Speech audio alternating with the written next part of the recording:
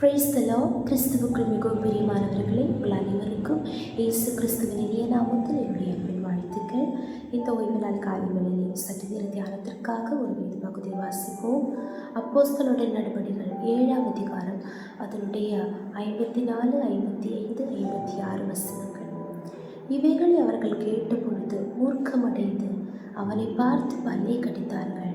அவன் பரிசுத்த ஆவியினாலே நிறைந்தவனாய் வானத்தை அண்ணாந்து பார்த்து தேவனுடைய மகிமையையும் தேவனுடைய வலது பாரிசத்தில் இயேசுவானவர் நிற்கிறதையும் கண்டு, அது வானங்கள் திறந்திருக்கிறதையும் மனுஷகுமாரன் தேவனுடைய வலது பாரிசத்தில் நிற்கிறதையும் காண்கிறேன் என்றார். Acts chapter 7 verse 54, 55 and 56. When the members of the Sanhedrin heard this, they were furious and gnashed their teeth at him. But Stephen, full of the Holy Spirit, looked up to heaven and saw the glory of God and Jesus standing at the right hand of God. Look, he said, I see heaven open and the Son of Man standing at the right hand of God. Amen. இங்கே ஸ்தேவான் பரிசுத்த ஆவியினாலே, கிருபையினாலே, விசுவாசத்தினாலே நிறைந்த ஒரு தெய்வ மனிதர். அவருடைய ஊழியத்தை கண்டு பொறாமை கொண்டு எரிச்சல் அடைந்து ஒரு கூட்ட ஜனங்கள் ஆலோசனை சங்கத்தில் உட்கார்ந்து அவருக்கு விரோதமாக பேசுகிறார்கள்.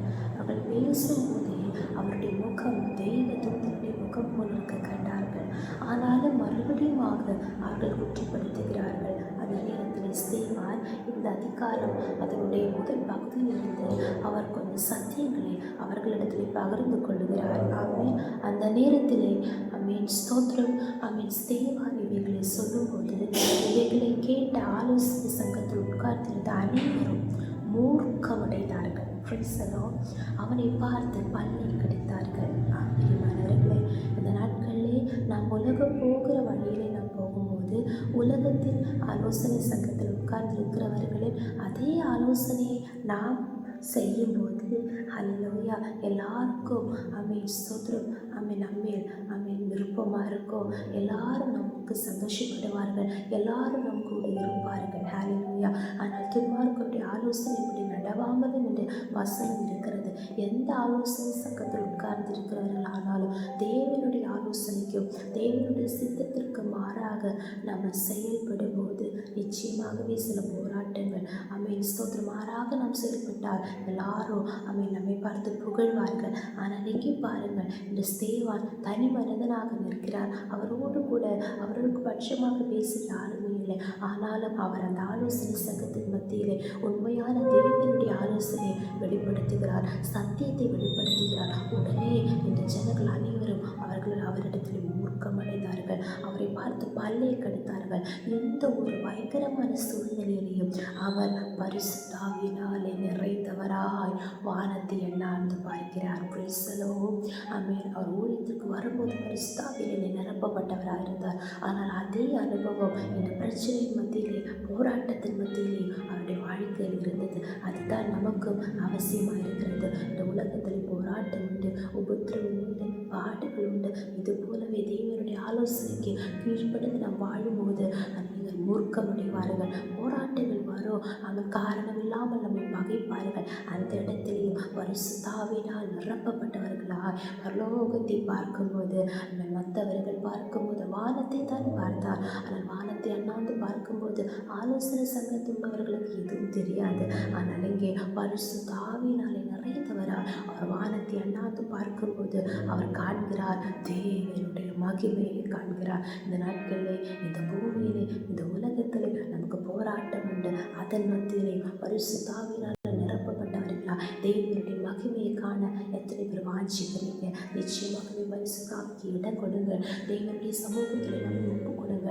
எந்த சூழ்நிலையிலையும் தேவனுடைய மகிமையை கர்த்தர் நம்முடைய கண்கள் காண கிருபை செய்வார். மட்டுமல்ல, தேவனுடைய வலது பாரிசத்தில் இயேசுவானவர் நிற்கிறதையும் அவர் காண்கிறார். அவருக்காக பட்சமாக பேச ஒருவருமே இல்லை என்று உலக மக்களுக்கு ஆலோசனை சங்கத்தில் உள்ளவர்களுக்கு தெரியும். ஆனால் அவர் வானத்திலே கண்ணாந்து பார்க்கும்போது இயேசுவானவர் அங்கே எழுப்பி நிற்கிறார். அடுத்து நான் பார்க்கிற அவர் சொல்கிறார், இதோ வானங்கள் திறந்திருக்கிறதை நான் காண்கிறேன், மனுஷகுமாரன் தேவனுடைய வலது பாரிசத்தில் நிற்கிறதையும் காண்கிறேன் என்றார். பிரச்சனையின் மத்தியிலே, போராட்டத்தின் மத்தியிலே ஒருவரும் காணாத சில காரியங்களை காணும்படியாக, சில வெளிப்பாடுகளை காணும்படியாக தேவனுடைய மகிமையை காணும்படியாக, பரலோக தரிசனங்களை காணும்படியாக, பரலோகம் நமக்காக திறக்கப்பட்டிருக்கிறதை காணும்படியாக கர்த்தர் உதவி செய்வார். இயேசுவை போல அவருடைய சித்தத்திற்கு இடம் கொடுப்போமாக. இயேசு பிதாவின் சித்தத்தை அறிந்து அன்றைக்கு ஞானஸ்நானம் பெற்றுக்கொள்ள இடம் கொடுத்த போது வானம் திறந்தது. பரிசுத்த ஆவியானவர் புறாவை போல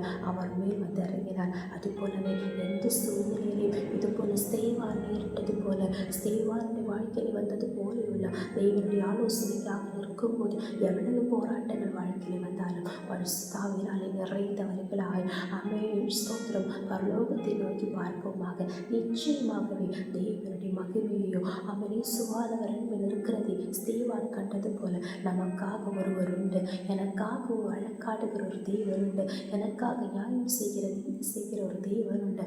அவர் எனக்காக எழுத்தருள் இருக்கிறார் என்று உலகத்தில் அனைவரும் எதிரானாலும் நமக்கு பட்சமாக ஒருவர் உண்டு என்ற நம்பிக்கையோடு கூட அந்த தேவ சமூகத்தில் விசுவாசத்தோடு பரிசுத்த ஆவியிலே நிறைந்தவர்களால் காணப்படுவோமாக. இந்த அதிகாரத்தின் கடைசி பகுதியிலே அவன் ஸ்தேவான் கல்லறை உண்டு, அவர் மரிக்கிறார். ஆனால் அவர் நிச்சயமாகவே அவன் அந்த பரலோகத்திலே எடுத்து கொள்ளப்பட்டிருப்பார். ஹல்லேலூயா. இந்த சூழ்நிலையில் விசுவாசத்தை கைவிடாமல் நிலை நிற்போமாக. அவர் நம்மோடு கூட இருந்து உண்மையாக தேவனுடைய ஆலோசனைக்கு கீழ்ப்பட்டிருக்கிற நம்மை கர்த்தர் ஆசீர்வதிப்பார். ஜெபிப்போம். ஸ்தோத்திரம். எங்களை அளவில்லாமல் வழி நடத்துகிற எங்கள் அன்பை பரலோக பிதாவே, ஆசீர்வதிக்கப்பட்டதான இந்த நாளுக்காக நாங்கள் துதிக்கிறோம், ஸ்தோத்திரிக்கிற கர்த்தாவே. மனிதர்களுடைய ஆலோசனைப்படி அல்ல, மனிதர்களுடைய வார்த்தைக்கு அல்லப்பா, உங்களுடைய ஆலோசனைக்கு உங்களுடைய வார்த்தைக்கு கீழ்ப்படிந்து அப்பா உங்களுக்காக நாங்கள் நிலைநிற்க எங்களை முற்றிலுமாக ஒப்பு கொடுக்கிறோம். எந்த போராட்டங்கள் எந்த எதிர்ப்புகள் கடந்து வந்தாலும் அதன் மத்தியிலே கர்த்தாவே இயேசுவின் பரிசுத்த ஆவியினாலே நிறைந்தவர்களாய் கர்த்தாவே உங்களுடைய மகிமையை காண அப்பா ஸ்தோத்திர வீரர்களுக்காக ஆயத்தம் பண்ணி வைத்திருக்கிற பரலோக சந்தோஷங்களை கண்டு அப்பா ஆவியிலே சந்தோஷங்களை காணப்பட அப்பா கிருபை செய்கிறதுக்காக ஸ்தோத்திர ராஜா, ஸ்தோத்திர ராஜா. நம்முடைய ஆலோசனைப்படி வாழ எங்களை முற்றிலுமாக ஒப்பு கொடுக்கிறோம். இந்த வசனத்தின்படி எப்போது பரிசுத்த ஆவியினாலே நிரப்பப்பட்டவர்களை காணப்பட எங்களை உங்களுடைய சமூகத்தில் தருகிறோம். இயேசு கிறிஸ்துவின் நாமத்தினாலே ஜெபிக்கிறோம். இந்த ஜெபத்தை கேளும் நல்ல பிதாவே. ஆமென், ஆமென், ஆமென். May God bless you all. Have a wonderful day.